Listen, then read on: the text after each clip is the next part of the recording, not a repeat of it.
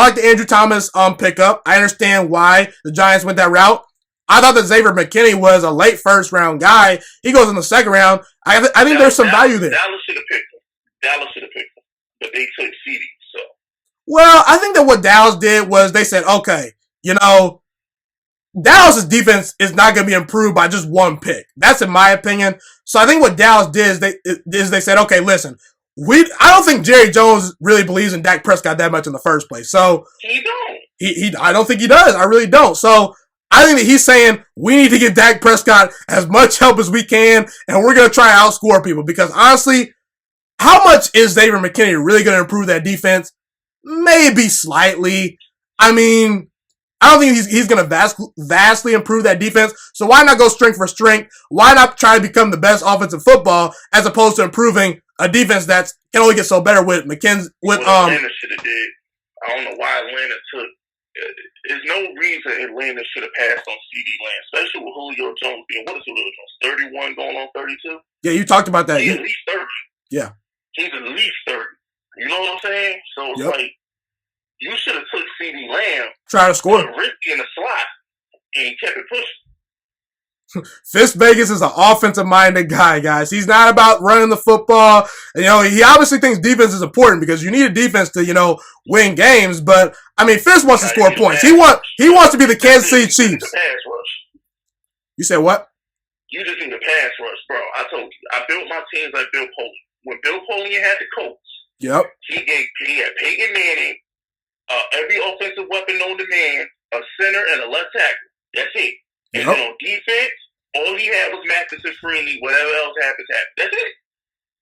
Yeah, I think that, honestly, the way I want to try to build my team is similar to how Kansas City builds their team. They have good pass rushers, like you said. Frank Clark, Chris Jones. If you have solid pass rushers and you score points and you have leads, you're going to win a lot of games, So that's the Bill Polian team. If you look at it holistically, Juice, that's the Colts. The Chiefs say nothing but the 2020 version of the Colts. Because keep game. You got Mahomes, and you got two offensive linemen. They got the right tackle and I can't even pronounce his name anyway. They got a right tackle, and they got a decent players around that right tackle. They don't, they got an all-world right tackle, and they just got decent players around the rest of the offensive line, right? Yep. You got Mahomes, Hardman, Tyreek Hill, Sammy Watkins, Travis Kelce. And what did they have on defense? Pass rush. Chris Jones, Frank Clark. They brought in Terrell Suggs as veteran leadership, and that's it. We're gonna put up points. The Honey Badger too. Give Honey Badger a little bit of respect. Give him a little bit of respect. Oh no, yeah, they had Honey Badger, but he wasn't like some max contract. He wasn't like he's not Darrelle Revis. Yeah, they're not paying him. You know what I'm saying? He's a good pickup, but they're not paying him. You just don't want to be terrible in the secondary. Yeah, you just don't want to be terrible. You want to be confident. So if you look at it, all the Chiefs are of this generation's Colts. We're going to get the lead, and we're going to let them pass rushers that we're paying a fortune to protect the lead. That's all they want to do. And it worked. Worked for 2 years. And then I hear all these Giants fans talking crazy, talking about some Fisk, you can't draft the wide receiver in the first round, or Fisk, we need to fix the second. No. Get the best offense possible and some pass rushers to protect the lead. And you will win more games than you lose.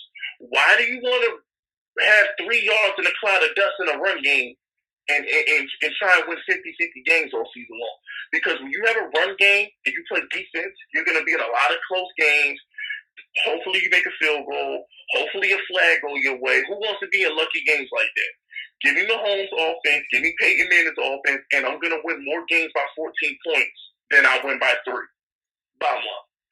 Yeah, I think the Super Bowl kind of proved that too, because the 49ers, they're kind of, the old school, throwback team, run the ball, very good offensive line. We're going to punch you in the mouth. And it honestly would have worked if Jimmy Garoppolo hits Emmanuel Sanders with that pass. But again, I just think that if in 2020, you got to score points. You got to be able to put up points. I think that I think if you have a great coach that can elevate the other positions and a very good quarterback, you're going to win a lot of games. I've seen it with Aaron Rodgers. As you said, you hope Daniel Jones is the guy that can be that for the Giants to elevate the team and win a bunch of games despite not having the best stuff around him. And you know, it all comes down to quarterback and head coach. All right, bottom line, quarterback, head coach. All this other stuff, I don't care. All right, people overthink stuff. There's a salary cap, Juice. I agree. Oh, man, we need an offensive line. No, you don't. You dope. You need a left tackle and a center. You can't pay the whole offensive line. So what's the point? You can't pay them. It's like Dallas. Dallas is only able to pay these fools because Dak was a fourth-round pick. If they still had Tony Romo, that is fact. They wouldn't have all five of them offensive linemen right now. That is fact. If Tony Romo was still on their books making $30 million a season, they wouldn't have been able to re-sign Lionel Collins. It wouldn't have happened. At the end of the day, you have to pick and choose. It's a salary cap. You need a center. The center helps the quarterback call out the blitzes. The center is probably the most important person on the offensive line because he puts the whole offensive line in the right protection scheme. Then you need a left tackle or a right tackle, depending on what, because I know Tua's left-handed. So depending on what the blind side tackle, all right, blind side tackle, and that's it. Protect the blind side, get a smart center to help protection. There's the offensive line. Everybody else just play good. We don't need you to be great. Just play good. This Vegas, keeping it simple. Keeping it simple. Don't overthink it. People be trying to be rocket scientists. I'm like, shut up. Football's about analytics. Football's about scoring points and trying to figure out how to hit the other quarterback. That's pretty much all it is, exactly. Really. That's why analytics will never work in football. Analytics will never work in the NFL. It'll never work. Because at the end of the day, the NFL is simply about keeping it simple and being game plans. Like, analytics work in baseball because you can't, like, there's no game plans in baseball. So analytics are going to tell you that, oh, well, DeAndre Hopkins or Julio Jones, their numbers declined or they're only good in certain situations. Well, I'm like, that's stupid because at the end of the day, the analytics don't tell you if they were double teamed. The analytics don't tell you if Dan Quinn or freaking Bill O'Brien is using them as a decoy for 10 plays. They don't tell you that. You can't incorporate analytics into football. It's stupid. You can't. That's why I hate when people sit here and try to give me these numbers and say, oh, Fisk, this is what Daniel Jones is good at. Or Fisk, this is what the Giants offense looks like without Odell Beckham. So I'm like, are you stupid? Watch the games and make your own determination. Don't look at numbers. Yes. Stats overrated. Stats overrated. Yes. Analytics work in baseball. They don't work in football. And the same thing in NBA, Juice, right? I think in the NBA, analytics are overrated too. You know why analytics are overrated in the NBA? People say, really quickly, I don't mean to cut you off, but people say the mid-range jump shot is a bad shot. I mean, are you kidding me? Really? But Jordan the GOAT, though. Thank you! So the Kevin Durant, Kawhi Leonard. Yes. Yeah, so Kevin Durant, so my whole thing is the mid-range jump shot is terrible, but y'all call it Jordan the GOAT. I'm confused. Yeah, look at the Houston Rockets. They're all about analytics, and when they can't hit three-pointers, they lose. They lose. You need an in-between guy. Yeah, really quickly, football, I'm just going to say is one last thing, then we'll move on to some Eli Manning talk. My thing about football is don't be terrible in a certain area. Just be competent in a lot of areas. Look at the Patriots. They're never terrible in an area. They never have a terrible run defense. It's always competent. The Patriots never have, arguably, the best overall overwhelming team unless you're the 2007 Patriots, okay? They're just solid in every area. They don't beat themselves. So that's all I got to say about that.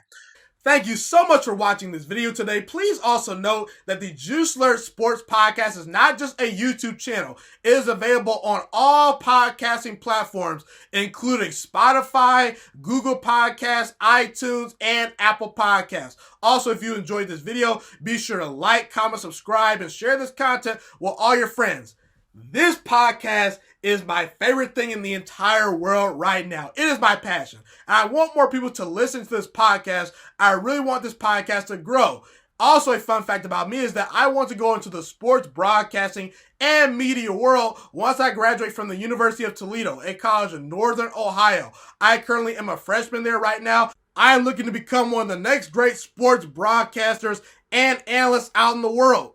And I potentially would like to start my own network if this podcast really truly grows. Or if I fall short of that goal, I would love to work for a big-time network like ESPN or Fox Sports 1. I am open to all networks. So if you believe in my dreams and you see or hear my passion through the screen, be sure to tell all your friends about the Juice Alert Sports Podcast. Stay motivated, you guys. Have a God bless day, and I'm out.